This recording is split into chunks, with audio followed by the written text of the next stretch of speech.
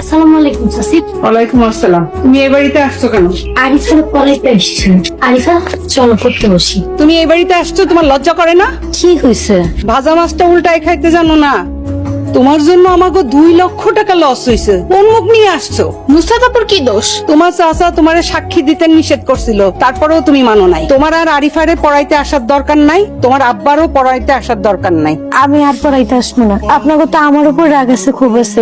আমার আব্বার তো কোনো দোষ নাই, তাহলে আমার আব্বার আসতে মানা করলেন কেন? সব তোমার কর্মের ফল। মাতবার বাড়ির থেকে বাইর হও। তোমার আর তোমার পরিবারের কারোর মুখ আমি দেখতে চাই না। আসসালামু আলাইকুম। ওয়ালাইকুম আসসালাম। তুই কেমন আছোস?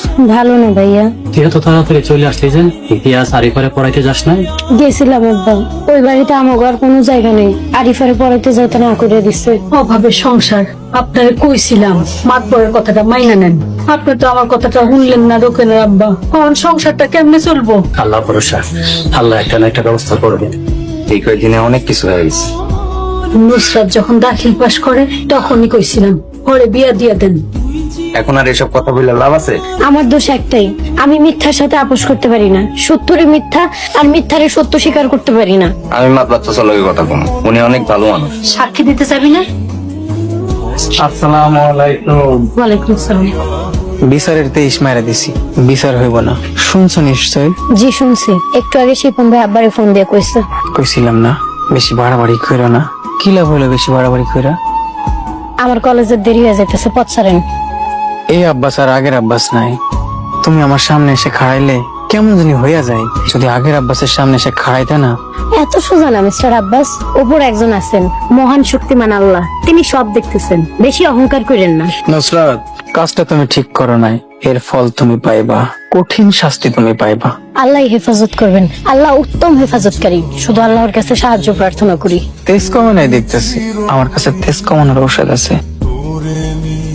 দয়া করে আর আমার সামনে আসবেন না। যদি আসেন তাহলে আমি আইনের আশ্রয় নিতে বাধ্য হবো। এই আব্বাস, তুমি আইনের ভয় দাও। এই আব্বাস আইন তৈরি করে, এসব ভয় পায় না আব্বাস।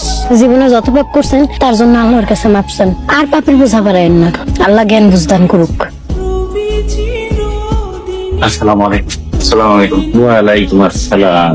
আব্দুল জব্বার, তুই নামাজ পড়াইতে আসছো? জি ভাই, নামাজ পড়াইতে আসছি। ছেলেটা আসছে তো, তাই ভাবলাম ছেলেটা সাহায্য নিয়ে মসজিদে যায়। অনেকদিন ধরে ইমামতি করি না তো। দেখো আব্দুল জব্বার, তুমি তো এখন মসজিদের ইমাম হিসাবে নাই। আপনার কথা বুঝলাম না। তুমি 2 সপ্তাহ ধরে অসুস্থ। মসজিদ কমিটি তো আর তোমার জন্য অনন্তকাল অপেক্ষা করতে পারে না। তাই তোমারে বরখাস্ত কইরা নতুন ইমাম নিয়োগ দেওয়া হয়েছে। তুমি বরংস সুস্থ হইলে একটা নতুন চাকরি দেখো। মাতবার চাচা, এখানে আমার আব্বার দোষ কি? আমার আব্বা অসুস্থ। একজন অসুস্থ মানুষের প্রতি কেমন আচরণ আপনার?